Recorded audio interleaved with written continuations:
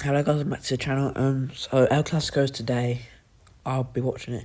Do my prediction though, reaction maybe tomorrow, maybe if it's a good game, but it could easily be a bad game in the way these two teams are. Because they always do quite entertaining games, but let's be honest, they are not very good teams. Oh yes, they're top two in La Liga. That's a farmers league though, isn't it? Let's be completely real. La Liga is a farmers league. Barcelona, the best team in La Liga, the champions of La Liga, they're top. Against the team that's seventh in the Premier League and finished, I think, fourth last season, Chelsea, and they get absolutely battered, 0th in the game, 3-0. Liverpool, who were in a really bad run of form and not doing good, play Real Madrid, who were top of that league at the time, beat them 1-0, and it could be more. The goalkeeper saved them. There's been like loads of instances like Liverpool beating Atletico Madrid, Arsenal destroying Atletico Madrid. Arsenal destroying Real Madrid last season when they had the two second place teams. Chelsea destroying Real Betis. Arsenal winning away to Bilbao. Tottenham beating Villarreal, who are third in La Liga. Tottenham are doing really bad, but Villarreal's been like some good team in La Liga. So obviously these two teams, they aren't very good. I mean, they're good, but they're not world class. They're not on a level with PSG, Arsenal, City, Bayern Munich. Of course, City will beat Real Madrid. But they're good enough to do the game with some very good players. And Mbappe, like good as picture, it's a very interesting picture. But so I start with the lineup. Start for Real Madrid. Mbappe, I think will start. I'm going to go Courtois in goal. Valverde right back. Carvalho's on the bench, I think. Wait, it's Carvalho back to being on the bench because it's his birthday, so it's going to get very interesting. Correa's left back. Militao injured, isn't he? Don't know who put that back. Hoyson or putting that back. Asensio maybe, I'm not sure. And then Camavinga, Tchouaméni, Bellingham, Rodrigo, and this is Mbappe. So it should be that if this guy sneaks in Arda Güler, he's so overrated, man. I don't know. Barcelona will be Yamal, Rafinha, Torres front three.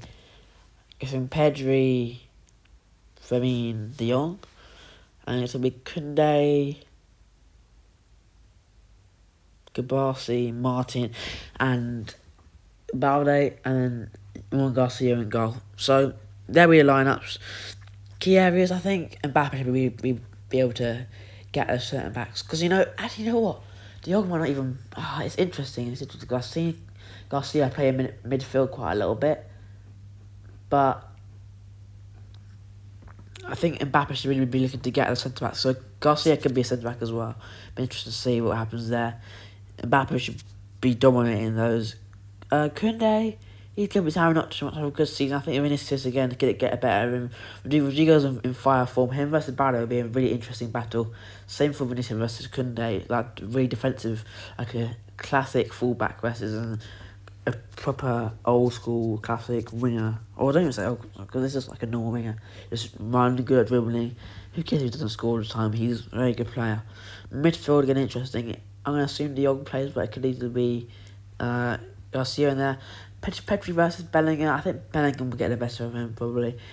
But Bellingham was a better player just because people don't like him, they start saying he's not top 5 midfielders and this stupid stuff. He got better in last Classico. Even in the cup final last season, Pedri scored. Bellingham got better of him. He tagged him every time. He was getting past him easily, passing it pretty much through him. So yeah, I think he should really get better. That would be the main battle, like Pedri. Because here's the thing, what I always say in the Classico recently. Rodrigo got Mbappe, Vinicius, Rodrigo, very fast players. Correa is an attacking wing back, full back. So is Valverde. Bellingham, you know what he likes to do when it's going full chaos. He'll get there edge of the box to just put it in. Courtois not very good with his feet, so he'll blast up long. The Asensio is very rough, isn't he? Hoyson also likes to get the ball to attack quite fast. So they're going to really go for it in this game, aren't they? They're going to go fully at it. That's when Pedri, De Jong are so important. They are so important with that. Because when the game's being back end to end, because you know Barcelona with their high line and that's just going to attack straight away. It'll be end to end game. Pedri needs to De Jong as well, but Pedri especially because he's the guy in the midfield. Just control the game. When it's getting out of hand and Barcelona can't deal with it, he doesn't control the game. That's the thing. They're the type of midfielders to do that. And I think the same thing for Camavinga and Tchouaméni, but just in a different setup. That they're going to be just because they're going to need to help out the defence because Barcelona has got a very strong attack. They're going to need to do everything in their power to stop them and also control because they can't let Pedri and Firmino get too much control. Pedri and Firmino get too much control. They need to be there. I think they can it'll be interesting. Barcelona's defence are going to be also interesting against that brilliant front three, and Rodrigo's in good form. Something to do better. Mbappe, one of the best players in the world, if not the best. You got Vinicius, still a very good player. I think he could score today. Real Madrid's defence against Yamal, Rafinha, probably Lewandowski, or it could be Ferran Torres. Don't know who it'll be, but they're going to stay. Ferran and Lewandowski are always really good players. There's the centre backs are going to be stay focused because you know what's going to try and happen. I think Carreras, you might be interested. Stop me about Camavinga, Tchouaméni. They're going to need to do their bit today because when the ball goes to Yamal, it's danger because he can beat Carreras. He's a very good player, easily. So if he beats him, you've exposing the two centre backs and Valverde, who's naturally a midfielder. That's where you really need Tchouaméni or Camavinga to step up. And you need Bellingham to drop back to replace one of those two. What I'm saying is, if Carreras is going forward, Barcelona win the ball back, Yamal's beating him, and he's got the whole side to himself. And basically what he's going to try and do is obviously split open the centre-backs. So, say, Huijsen has to come to him. Either Tchouaméni needs to go back to where Huijsen was as a centre-back for a little bit, and Jude Bellingham drops back to where Tchouaméni would be, or Camavinga comes out to Yamal, and everything stays the same because Rafinha or Ferran Lewandowski, even Fermin Lopez, they're all very lethal. So as soon as Yamal can get the ball into the box, you've got a very good pass, you can carry the ball, there's a very good chance that Barcelona could score, and Courtois is going to be tested. And Courtois can save it, but you know what I mean. So, yeah, that's the thing. Attacking from the other side, because Rafinha is good, isn't he? I think Valverde could actually do really good against Rafinha today. I think he could. But the problem is, and that's in a one-on-one situation, where Rafinha is coming forward. But the problem is, just like, when you're not an actual right back, even like Trent, he is like a right back, but more right a midfielder when he was younger. When the ball comes to Rafinha in the box, like Valverde needs to be on him the whole time. That'd be hard. And he plays left wing, which is interesting because Balde could come forward. What they need to do, because Valverde, as a midfielder, they might try and play him a little bit inverted, which is fine. He'll probably, you're going to need Balde to be coming forward, so you have got 2v1 against him, and then once you beat him, it's, the 4 players against 3. That's when Tchouaméni needs to come out and help again.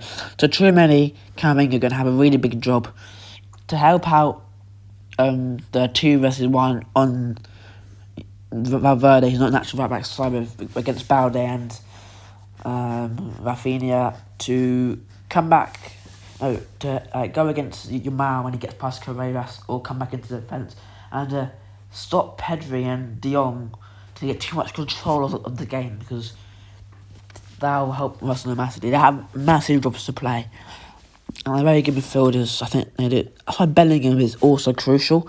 He can't be going forward the whole time. He needs to come back. Those are my predictions. If I had to choose a lineup,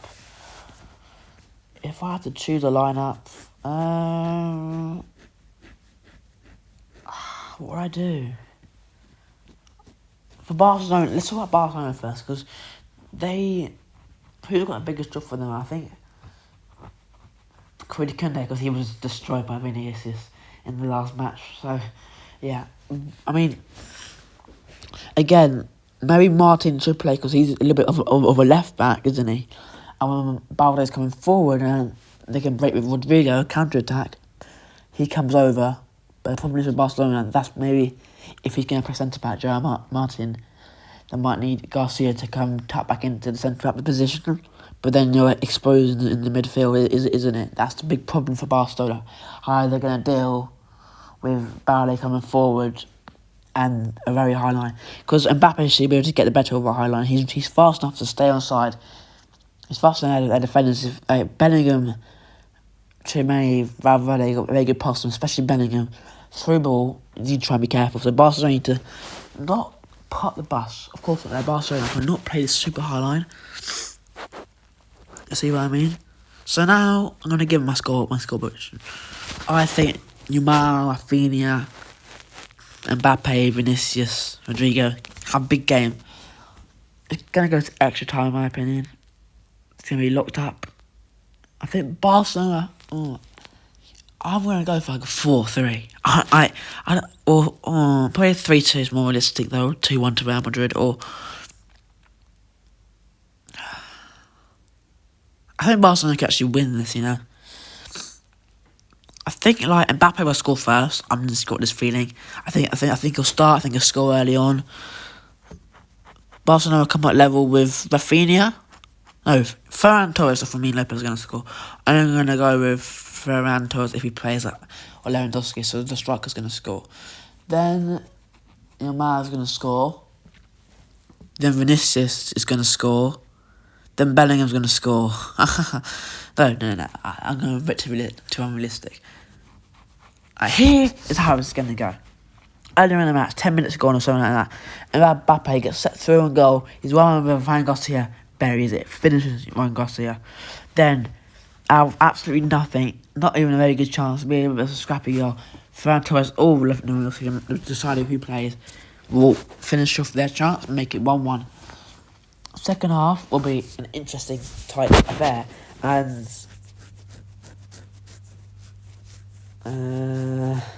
Yamal will go and score, and then so will Vinicius, who'll equalise it, and then later into the game Mbappe will get the last minute win. I know it's 3-2 for Real Madrid. It could go either way. I wouldn't be surprised if Barcelona won. And I'm just going to go 3-2. I think it's going to be a high scoring game because the defence aren't very good attacking players. I think it'll be equal game. I think they're quite equally based teams. So I think it could be 3-2 or like 2-1 either way. I'm just going to go 3-2. I'm just going to say Madrid because I have this weird feeling, but I might pretty much 50-50. But I've got a weird feeling, so I'm going to go say Madrid. So yeah, like and subscribe, please do your predictions in the comments, and goodbye.